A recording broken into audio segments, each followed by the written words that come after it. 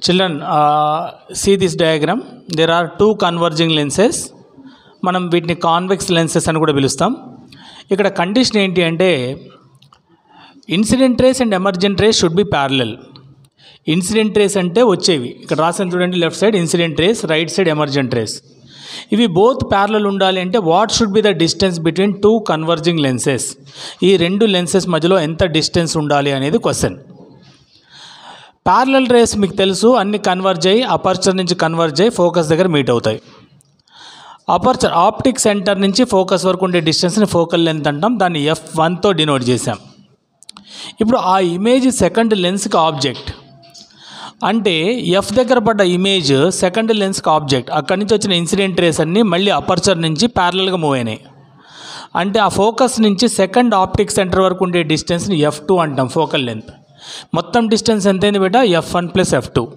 అంటే రెండు లెన్సెస్ మధ్యలో డిస్టెన్స్ F1 + F2 ఉంటే అంటే sum of their focal length అవుతే both incident rays and emergent rays are parallel. This is the condition.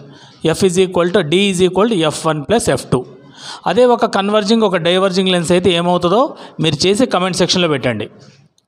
ఏమవుతుంది? Draw the ray diagram and take a screen shot and right the answer in the comment section. Right.